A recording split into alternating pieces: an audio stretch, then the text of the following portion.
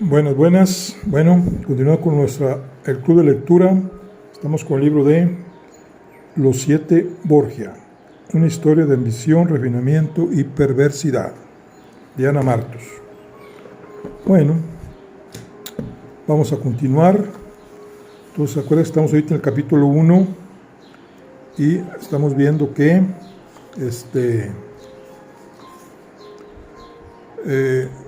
hubo una profecía. Dice que al final del siglo XIV, un fraile dominicano valenciano llamado Vicente Ferrer recorría el reino de Aragón predicando la palabra de Dios. Y supuestamente este fraile, Vicente Ferrer, dice por acá que Alonso y su madre tropezaron un buen día por la calle con Fray Vicente y ella corrió a pedirle que bendijera a su hijo. ¿Sí?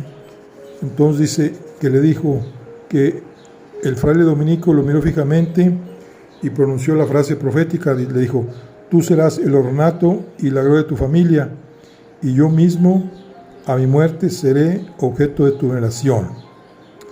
Dice, fuera anterior o posterior a los hechos, dice, lo cierto es que la profecía se cumplió. El 8 de abril de 1455, a los 76 años de edad, el cardenal Alonso Borja fue elegido papa, según cuentan, para sorpresa de todos e incluso para sorpresa de sí mismo. Y luego, el 3 de junio del mismo año, Fray Vicente Ferrer pasó a llamarse Beato Vicente Ferrer, un primer paso hacia su siguiente canonización. Dice, quienes afirman que esta historia es cierta, aseguran que Alonso de Borja creía en las profecías y que se mostró muy agradecido. Fíjense, este dominico, ¿verdad? Fray Vicente había pronosticado que sería un gran hombre.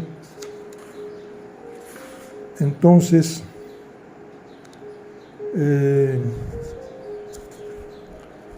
vemos que dice, bueno, ya siendo Alonso un personaje socialmente reconocido, dice que se permitió el lujo de casar a su hermana Isabel con el hijo del amo Jofré de Borja, hijo de aquel don Rodrigo Gil de Borja y de doña Sibila Escriba. La familia de Alonso de Borja recibió así un apellido ilustre a incorporarse a los vástagos del nuevo matrimonio, y la familia rica acrecentó su patrimonio con la cuantiosa dote que Isabel aportó a las nupcias. Bueno, entonces aquí está el primer papa Borja. Dice Alonso Borja, dice que cuando lo convirtió a papa, dice, llamó a su lado a algunos sobrinos, los hijos de su hermana Isabel, Pedro, Luis y Rodrigo. Dice, para todos ellos tuvo un cargo relevante en su época de Roma. Y aquí dice que cuando Alonso accedió al solio pontificio en 1455, sus sobrinos también mejoraron la posición, sobre todo, dice, los que habían entrado en la vida religiosa, como Luis Juan y Rodrigo, que fueron nombrados cardenales. Fíjense, aquí está Alonso, el primer Borgia. Bueno, se dice aquí, muy importante, que cuando nombraron papa a Alonso Borgia, porque había fallecido el anterior papa, Nicolás V, y en ese entonces pues Borja era cardenal, entonces que había dos familias muy importantes, o dos cardenales de familias muy importantes, la Orsini y los Colonna, y aquí realmente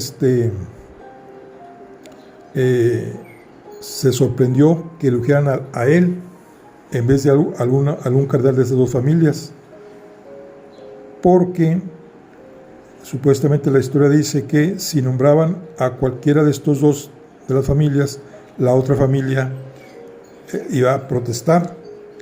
Y aparte, en segundo lugar, dice que Alonso de Borja había cumplido los 77 años cuando fue nombrado obispo, y pues se pensaba que no iba a durar mucho, ¿verdad? Y ya después iban a ver qué cardenal de las dos familias podrían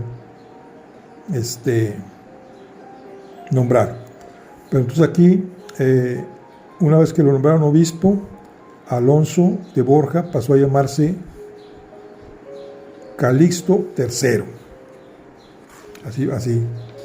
Y dentro de la política, pues dicen que, por ejemplo, una de las cosas que hizo fue precisamente beatificar a su benefactor, Fray Vicente Ferrer, el que le había pronosticado, digamos, el ascenso a un gran puesto. Y otra cosa que hizo, una acción importante que hizo, que llevó, fue la rehabilitación de Juana de Arco. Recuérdense que Juana de Arco recibió la sentencia de brujería y había sido condenada a la hoguera por la Inquisición. Y el Papa Borgia, o sea, Alonso, la rehabilitó. O sea, con que se le concedió el perdón. Ok, bueno. Entonces, en eso vamos, donde lo nombran obispo, al primero obispo Alonso Borja, y que cambia su nombre a Calixto III. Bueno, continuamos con nuestra lectura. Dice, Calixto III, vencedor del turco. Dice, algunos autores aseguran que la presencia turca de Constantinopla, lo que significaba la amenaza a las islas cristianas del Mediterráneo, era la pesadilla del Papa Calixto. Dicen que, poco dado a conversar sobre los asuntos cotidianos, no se cansaba de hablar y discutir cuando se trataba de los turcos y de las cruzadas contra ellos. También dicen que Calixto III expolió, es decir, vendió, fundió y subastó los tesoros de San Pedro para conseguir dinero para la cruzada, e incluso que paralizó los trabajos de la reconstrucción del Vaticano y que todo lo invirtió en armar galeras de Cristo contra los turcos. Sin duda, este es un punto delicado, porque dejar sin dinero las arcas podía no ser un problema para el Papa Borgia, de quien ya dijimos que fue recto y austero, pero sí para sus sucesores. Dice, no todos los papas fueron rectos y austeros, y precisamente el hecho de que el Papa Borgia lo fuera es un dato que llama la atención. Pero por un lado, los trabajos del Vaticano eran todavía muy precarios. El Vaticano era entonces un vetusto y destartalado palacio unido a una antiquísima basílica, San Pedro la Vaticanum. Dice, San Pedro in Vaticalum, regalos de Constantino el Grande al Papa Silvestre I, a lo que algunos papas habían ido agregando pabellones o capillas según les pareció necesario, pero sin mantener un orden y un estilo. Esa es, o sea, la cuestión de lo que es del Vaticano. Dice, téngase en cuenta que la residencia oficial de los papas era el palacio adjunto a la basílica de San Juan del Letrán, otro regalo de Constantino el Grande, y que solamente a la vuelta de Aviñón se había instalado en el Vaticano, ampliándolo en la medida que fue necesario, de preocuparse de si la ampliación estaba al mismo nivel que el resto, de si era fácil acceder a ella o de si guardaba el mismo estilo que las anteriores. Por eso no debía, por tanto, haber una suma fija destinada a los trabajos del Vaticano. Fue Julio II, y a principios del siglo XVI, quien encargó primero a Bramante y luego a Rafael y a Miguel Ángel la construcción de una basílica, palacio, mausoleo, como nunca antes se hubiera visto otro. Dice, por otro lado, nuestro héroe no debía su ascenso al solio pontificio a familias poderosas, ni a linajes distinguidos, ni a hechos llamativos, por lo que no debió considerar necesario dar cuentas a nadie de lo que hacía con lo que se le había entregado. Fue un papa independiente que no se doblegó ante los poderosos, como prueban la detención de los revoltosos Orsini y el asunto de Juana de Arco, que pusieron en su contra a su anterior rey, Alfonso el Magnánimo. Fíjense, aquí fue un conflicto cuando él perdonó, digamos, a Juana de Arco, porque había gentes que pues, la habían condenado, como el rey Alfonso el Magnánimo. Dice, llegó un día en que este rey, deseoso de castigar al papa rebelde, hizo lo posible por entorpecer la cruzada, e incluso protegió a un célebre pirata que por entonces se dedicaba a expoliar el patrimonio de San Pedro, el Piccinino. Claro está que la rebeldía del Papa Borgia le llevó al extremo de no reconocer como heredero del trono de Nápoles el hijo natural de Alfonso el Magnánimo, Ferrante, para lo que, recordemos, había mediado con Eugenio IV cuando no era más que un obispo. También se negó a conocer el divorcio al propio rey Alfonso, quien quería abandonar a su esposa María para casarse con Lucrecia de Alagno. Fíjense nomás, andaba el padre con el papa contra el rey. Bueno, aquí tenemos una fotografía. Vamos a ver quién es. Dice Mehmed II, llamado el Grande, conquistó Constantinopla y la rebautizó con el nombre de Estambul. El Papa Calixto III organizó una cruzada contra él cuando supo que había prometido tomar Belgrado en 15 días y cuando empezó a ser una amenaza para las islas cristianas del Egeo. Bueno, este es el que conquistó Constantinopla y le cambió el nombre a Estambul. Bueno, seguimos con la pugna del rey contra el papa. Dice, todo esto le costó una venganza bien meditada por parte del rey, como veremos a continuación, pero el papa Borgia, más que valenciano, pareció aragonés, porque, igual que el papa Luna, estaba dispuesto a enfrentarse a todo y a todos para conseguir su objetivo, que era liberar del turco la cristiandad sin dar su brazo a torcer. El sultán otomano Mehmed II, que había conquistado Constantinopla un año antes, se había propuesto ahora invadir nuevas tierras cristianas y había enviado su ejército y su flota hacia Hungría con la promesa de conquistar Belgrado, entonces ciudad húngara, en un plazo máximo de 15 días. Los peligrosos movimientos del turco habían puesto también sobre aviso a los cristianos de la isla de Chipre y Rodas, próximas geográficamente a las posesiones turcas, en las que se asentaba, además, la Orden Hospitalaria de San Juan de Dios, creada por Jerusalén, para atender a los heridos y enfermos de las cruzadas, y que a partir de la reconquista de Jerusalén, por parte de Saladino, había recalado en Chipre y luego en Rodas, cambiando de nombre. También, tiempo después, los hospitalarios tomarían el nombre de Caballeros de la Orden de Malta, cuando Carlos V los instalase en la isla de Malta. En la época que nos ocupa, debían de llamarse pues Caballeros de la Orden de Rodas. Los Caballeros de Rodas y otros cristianos de las islas mediterráneas habían enviado mensajes de auxilio al Papa, viendo la peligrosa proximidad de los infieles, y éste había decidido socorrerles. obtuvo de Alfonso el Magnánimo el envío de una flota al mar Egeo con dos misiones. La primera, auxiliar a los cristianos, y la segunda, distraer a los turcos de su destino continental, que ya dijimos que era Belgrado en Hungría.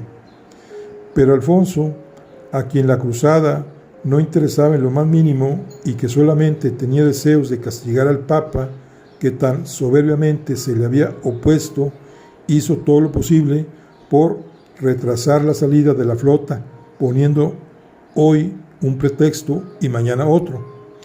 En vista de lo cual, Calixto III pidió ayuda a los venecianos, que por su posición geográfica eran los más próximos al lugar del conflicto. Sin embargo, Venecia siempre fue más oriental que europea, y en aquellos tiempos todavía se consideraba herencia de Bizancio y una especie de suburbio constantinopolitano, porque viendo en peligro las magníficas relaciones comerciales de las que disfrutaba con los turcos, se negó a participar en la cruzada. Pero el Papa no se arredró y empezó a rehabilitar los astilleros romanos para armar su propia flota, la flota pontificia, lo que le evitaría tener que pedir ayuda a unos y a otros. Cuando lo tuvo disponible, la puso al mando del obispo de Tarragona, Pedro de Urrea, quien era, como la mayoría de los eclesiásticos de la época, obispo de Báculo y Ballesta, o sea, que era guerrero. Otros dos cardenales, Alains y Carvajal, recibieron la cruz con la espada. La misión de Alain fue predicar la cruzada en Francia y en Flandes, pero los turcos quedaban demasiado lejos para que los príncipes de estos países se molestasen en implicarse en una guerra, y ninguno de los poderes políticos respondió a la llamada. El cardenal Carvajal creyó que tendría éxito en su llamamiento, porque le tocó predicar precisamente en Hungría, donde la amenaza turca era una realidad inminente, pero aquellos no eran momentos oportunos para ocuparse de la invasión musulmana, porque precisamente el rey de Hungría, Ladislao el Póstumo, se encontraba en plena querella con su tío, el emperador Federico III, y ninguno de los dos estaba dispuesto a contemporizar para unirse contra el turco. Parecía que aquella cruzada, de la que el Papa Borgia era tan entusiasta, estuviese maldita, porque todo se volvían negativos y pretextos. Cuando finalmente el obispo Urrea se hizo con la flota papal y se instaló a las puertas de Nápoles en espera de los prometidos refuerzos, Alfonso de Aragón dilató el cumplimiento de su promesa, y ya que los barcos estaban ahí mismo, preparados y tan a mano, decidió utilizarlos en algo tan práctico como piratear a los barcos genoveses que navegaban por ahí, con lo que se pudo vengar del apoyo que Génova prestara en su día al pretendiente francés al trono napolitano. Cuando Calixto III, el Papa Alonso, le hizo llegar el estandarte de cruzado, Alfonso de Aragón lo aceptó, pero imponiendo su condición. La primera de ellas era la entrega de la ciudad de Ancona, situada al norte de Roma, con lo que el reino de Nápoles rodearía los estados pontificios, todo un peligro para el Papa.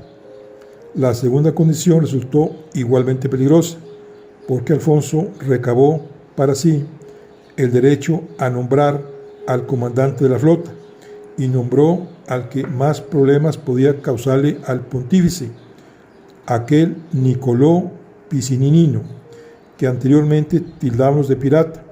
Si no lo era, era al menos un condottiero, un mercenario que se ganaba la vida poniendo sus mesnada al servicio del que mejor pagase.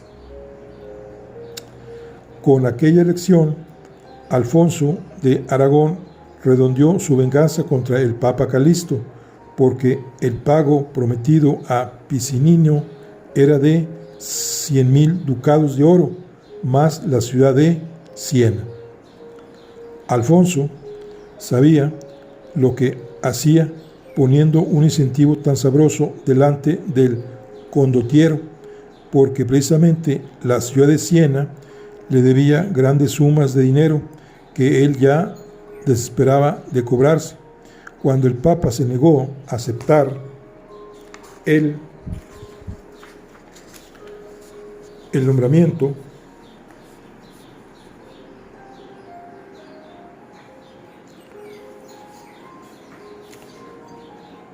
Piccinino, que no pensaba perder el tiempo en dilaciones, se dirigió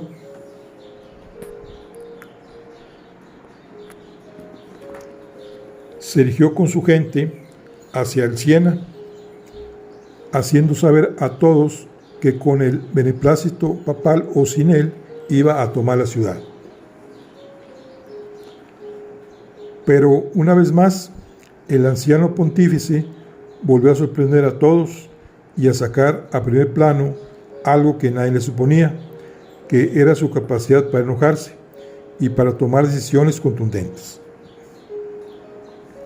Reunió la tropa pontificia, la suya, la que no dependía del capricho de un señor laico, y con ella cerró el paso de los soldados de Piccinino en su camino a Siena.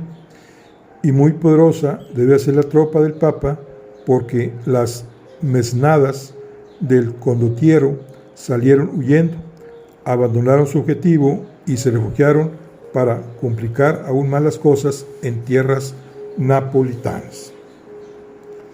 Pero Piccinni no llevó sus tropas a Nápoles para siempre.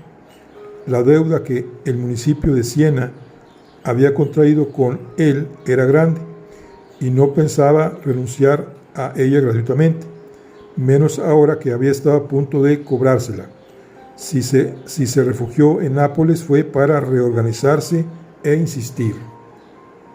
Entonces, Calixto III, o sea, el Papa Alonso, que por algo había sido consejero, mediador y diplomático y conocía el talante humano, echó mano de alguien que le era fiel desde que llegó a Roma y que además era natural de Siena, el cardenal sienés,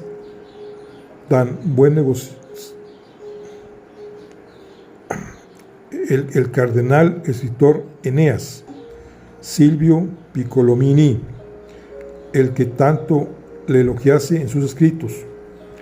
El cardenal sienés, tan buen negociador como en su día lo fuera Alonso de Borja, se presentó en Nápoles como legado papal y consiguió, no sin mediar duras y largas negociaciones, llegar a un acuerdo con Piccinino para que aceptase 40.000 ducados a pagar en el acto, a cambio de renunciar a la invasión de Siena.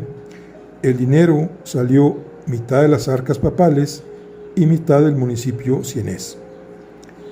Esta forma de arreglar las cosas era, por cierto, bastante habitual entre las gentes de aquella época. El que pretendía invadir una ciudad cedía en su propósito si se le compensaba económicamente el valor que iba a obtener del saqueo. Así fue como convenció en su día el Papa León I a Atila para que desistiese de invadir Roma, entregándole una sustanciosa suma procedente del tesoro de San Pedro. No fueron sus dotes oratorios, ni la cruz que hemos visto en las pinturas las que convencieron al rey de los humos, sino el dinero, que era lo único que valía en aquellos tiempos.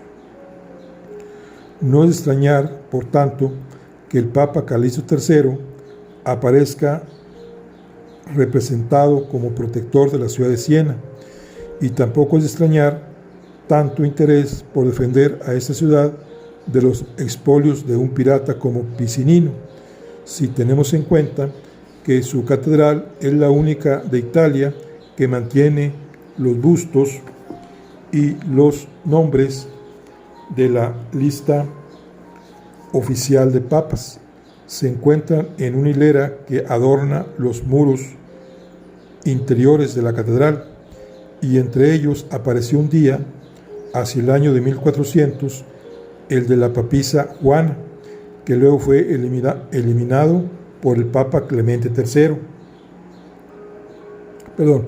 Que fue eliminado por el Papa Clemente VIII, a instancias del cardenal historiador César Baronio. La importancia de este friso es que permitía distinguir a los papas verdaderos de los antipapas, puesto que únicamente aparecían en él los verdaderos, y resultaba de gran utilidad a la hora de discernir entre unos y otros. Habida cuenta la cantidad de papas elegidos fraudulentamente y que habían sido considerados antipapas por la Iglesia.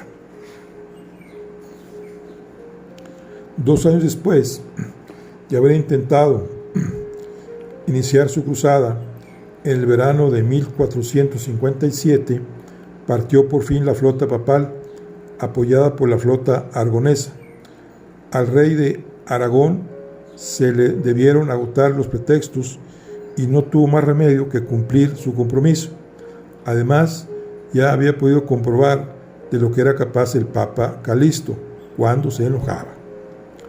A todo esto, mientras los cristianos disputaban, Mehmed II había organizado el envío de sus jenízaros contra Austria y contra Hungría, donde recordaremos que había sido enviado el cardenal Carvajal a predicar la cruzada, aunque más que predicar, lo que hizo fue una labor diplomática para conseguir una tregua entre el emperador Federico III y su sobrino Ladislao.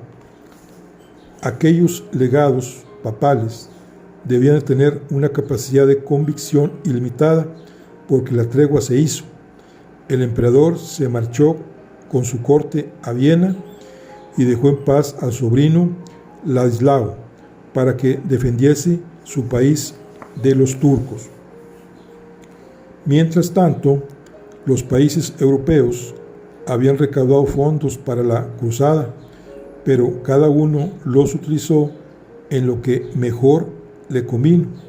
Por ejemplo, los franceses y los ingleses emplearon el dinero en guerrear entre sí, una costumbre que mantenían desde la Guerra de los 100 Años.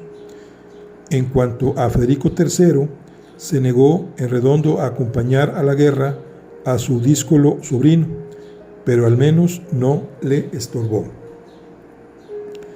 Y cuando ya parecía que contaba con el ejército húngaro nuevamente, tuvo el Papa que intervenir en problemas dinásticos laicos.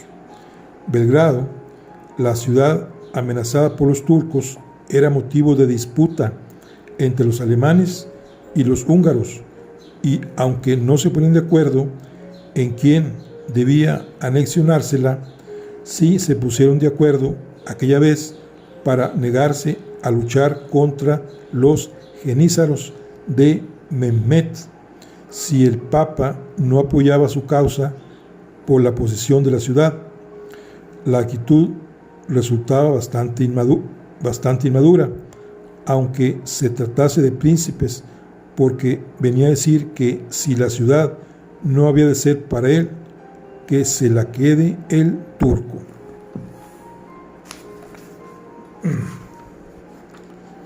Aquí tenemos otra fotografía que dice la Galería de los Papas, es la Galería de los Papas, la Galería de los Papas de la Catedral de Siena.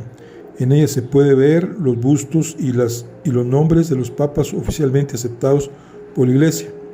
Esta catedral fue, por tanto, un documento importante durante mucho tiempo. Aquí están los papas con sus nombres. Bueno, seguimos con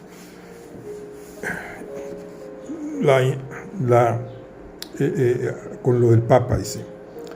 Con mucha paciencia, el Papa estudió el asunto para ver cuál de los dos pretendientes debía de apoyar en justicia. Pese a todo esto, los turcos se presentaron a la puerta de Belgrado y Ladislao, el póstumo, quien al fin y al cabo era alemán, aunque ostentaba la corona de Hungría, se marchó a Austria con su gente y dejó abandonar la ciudad a su suerte. En 1456 estaba situada por los turcos, seguramente asombrados de la facilidad con la que les daban los cristianos para invadir sus tierras, permitiéndoles asediar Belgrado por mar desde el Mediterráneo y por tierra desde el Danubio. Afortunadamente, otro de los cardenales, Giovanni Capistrano, había predicado la cruzada en Polonia, Bohemia y Alemania, y había conseguido un buen número de soldados y una buena cantidad de dinero, por lo que se presentó inmediatamente a las puertas de Belgrado para defenderla. Por su parte, el Papa promulgó una bula de la Santa Cruzada que otorgaba indulgencias a quien rezase por el triunfo de la cruz. Las oraciones que mayor número de indulgencias conseguían serían aquellas que se rezasen a mediodía, al Ángelus, así como las rogativas por la victoria. También, afortunadamente, todos los países tienen su héroe nacional, que aparece oportuno en los momentos más angustiosos. El de los húngaros era Juan Corvino Hunyadi, cuyo sobrenombre, Corvino, procedía del cuervo de su escudo de armas. Juan Corvino, perteneciente a la nobleza transilvana, había sido regente de Hungría durante la niñez de su rey, Ladislao el póstumo, y venía peleando contra los turcos de forma intermitente a lo largo de su vida, por lo que conocía bien a los enemigos, a los que había derrotado en Serbia 2 años atrás. También esta vez pudo derrotarles y liberar Belgrado en julio de 1456. Y como los preferidos de los dioses mueren pronto, en agosto de ese mismo año, Juan Corvino Hunyadi falleció a causa de las heridas sufridas en combate. El mismo Papa le lloró. Había sido el único que se había preocupado por el país amenazado por los infieles. Al mismo tiempo, y por la misma causa, murió también el legado papal Giovanni Capistrano, el único que había conseguido ayuda para la cruzada.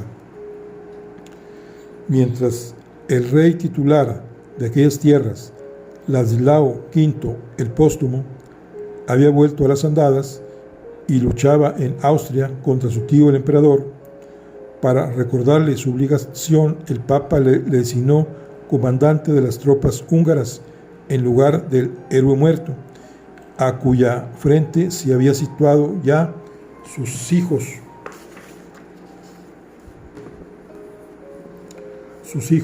Matías Corvino y Ladislao Hunyadi, porque los turcos insistían en apoderarse de Belgrado una vez muerto el héroe, y seguramente aprovechando la simpleza del Papa en poner al frente del ejército a quien no parecía interesar la ciudad en litigio. Pero aquella vez Ladislao el póstumo sí pareció interesarse por Belgrado. El Papa le debió de poner en bandeja la posibilidad de apuntarse una victoria sobre la ciudad para entregársela como pago a los príncipes alemanes que le venían ayudando en su interminable guerra particular contra su tío Federico III. Una vez más, los intereses de la cruzada quedaban arrinconados en beneficios de los intereses particulares de los combatientes. El Papa se debió de llevar un gran disgusto, porque cuando supo, en noviembre de 1456, las intenciones de Ladislao el Póstumo, pero echó mano de nuevo de su capacidad para enojarse y pidió ayuda a los príncipes eslavos de Serbia y Bosnia, y a riesgo de meterse en la boca del lobo, pidió también auxilio al príncipe de Albania, que era un antiguo desertor de las filas turcas, lo que le convertía automáticamente en sospechoso. Todo salió bien. Lo que no habían conseguido los ejércitos húngaros con las tropas de apoyo reclutadas por Giovanni Capistrano, lo consiguió la guerra de guerrillas que organizaron serbios, bosnios y albaneses. En el verano de 1457, Mehmed II se retiró con sus tropas. Los cristianos de las islas próximas a los dominios turcos pudieron dormir tranquilos, y Hungría quedó libre del peligro. Tiempo después, a la muerte de Ladislao el Póstumo, Matías Corvino, el hijo del héroe nacional, sería coronado rey de los húngaros, a pesar de la oposición del emperador Federico III. Muy bien, ahorita vemos aquí el mapa. Miren, aquí está el mapa, vamos a ver. Dice Europa a finales del siglo XV. Dice Europa a finales del siglo XV. La cruzada que organizó el Papa Calixto III liberó del peligro turco a Belgrado, ciudad situada entonces en Hungría, así como a las islas cristianas del Mediterráneo, Chipre y Rodas, donde se asentaba la Orden de Malta. Miren aquí, bueno, aquí sigue estando Italia, acá está Francia, aquí está lo que es el Reino de Hungría, esta parte de aquí, acá está Polonia, sí, aquí están, acá, muy bien, bueno, hasta acá Lituania, acá arriba está Dinamarca, aquí Corona de Aragón, acá estaba con que se España. Ok, bueno, vamos a continuar. Vamos a decir aquí finale o final, dice después de cumplir su misión con el triunfo de la cruzada, a Calixto III solo le quedaba morir en paz, pero no lo consiguió. Su muerte fue, en primer lugar, doble, y en segundo lugar, tumultuaria. Doble porque le dieron por muerto antes de tiempo, cuando todavía su fuerte naturaleza luchaba contra la enfermedad, la fiebre y el dolor de costado, venciéndoles durante un mes, al cabo del cual, el 6 de agosto de 1458, falleció, según le diagnosticaron, de hidropesía y gota. El tumulto que se organizó a su muerte fue estruendoso. Por un lado, los Orsini, o sea que eran los rivales de él, enemigos y rivales en el solio pontificio, a los que recordemos que paró los pies durante su coronación, se pusieron en pie de guerra al conocer la muerte del odiado Borgia. Lo dice, por otro lado, Alfonso el Magnánimo había muerto mes y medio antes, sin que Calixto III se aviniera a aceptar a su hijo Ferrante como heredero legítimo de la corona de Nápoles, porque era bastardo, y porque Nápoles seguía siendo feudo pontificio, y era el Papa quien decidía sobre cuestiones dinásticas. Además, Ferrante, o sea, el hijo bastardo de Alonso el Magnánimo, se negaba a reconocer que el reino de Nápoles perteneciera a la Iglesia, con lo que la disputa se había enconado sin solución aparente. Hay que pensar en el alivio que debió de sentir el infante cuando supo de la muerte del aborrecido pontífice que le impedía coronarse rey.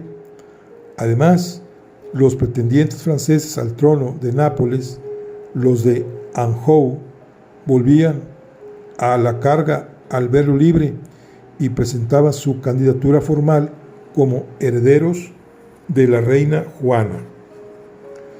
Y por otro lado, aquellas villas estratégicas que había entregado a su sobrino, Pedro Luis, en detrimento de los señores locales, habían causado, como dijimos, no pocos odios y rencores que se desataron cuando el poderoso señor de Roma falleció y dejó a sus sobrinos sin protección alguna. Había llegado la hora de la venganza, ya que no era posible vengarse en el protector de todos aquellos catalanes. Había más de 300 registrados en diferentes cargos de la curia, si era posible vengarse directamente de ellos. Por si fuera poco, antes de morir, Alonso de Borja entregó a su sobrino Pedro Luis 2 ducados de suma importancia que pertenecían al reino de Nápoles, Benveneto y Terracina, con lo que terminó de ponerse en contra a Ferrante y además dio lugar a una leyenda negra de oscuras intenciones para anexionar el reino de Nápoles a los estados pontificios. El Papa Calixto no había pensado seguramente en las consecuencias de sus actos una vez cuando él no estuviera delante para proteger a sus familiares. Es posible que Allen se lo advirtiera, pero desde luego que no prestó atención y no tomó medidas porque fuera lo que le advirtieron sucedió con creces. Estallidos callejeros, incendios y saqueos en las posesiones catalanas, ataques directos personales, atentados. En la madrugada del 6 de agosto, cuando Calixto III expiraba, su sobrino Pedro Luis salía de Roma al galope, disfrazado de campesino, después de devolver al colegio cardenalicio las llaves de San Ángelo y de todas las posesiones que su tío le entregara, por lo que recibió 20,000 ducados. Creyó poder paliar así las ansias de vengarse de los desposeídos. Pedro Luis pagó cara la largueza de su tío, porque se refugió en el puerto de Civitavecchia a esperar una galera que había de conducirle sano y salvo a Valencia, pero la galera nunca llegó y él murió esperándolo contra toda desesperanza. El único que mantuvo la sangre fría y se impuso como heredero del cabeza de la familia Borgia fue Rodrigo, el sobrino, quien permaneció junto a la cabecera de su tío, moribundo. Le acompañó en su muerte mientras una multitud de enemigos entraba en el viejo Palacio Vaticano para saquear y destrozar los aposentos papales y exigió para él las honras fúnebres que merecía un sumo pontífice de la Iglesia. O sea, Rodrigo era el sobrino que había nombrado cardenal. Muy bien. Bueno, aquí concluimos lo que es el capítulo 1, ¿verdad? Que es el año del cisma, o sea, es cuando se entró, como dice el primer Papa Borgia. Vamos a ver aquí el capítulo 2, Despierta Humanidad. Vamos a ver qué se trata este capítulo 2. Dice, Despierta Humanidad. Dice, la historia... Bueno, a ver. Bueno, este lo vemos ya en nuestra siguiente charla. Aquí vamos a concluir con el capítulo 1 en nuestro club de lectura y nos vemos en la siguiente. Hasta luego.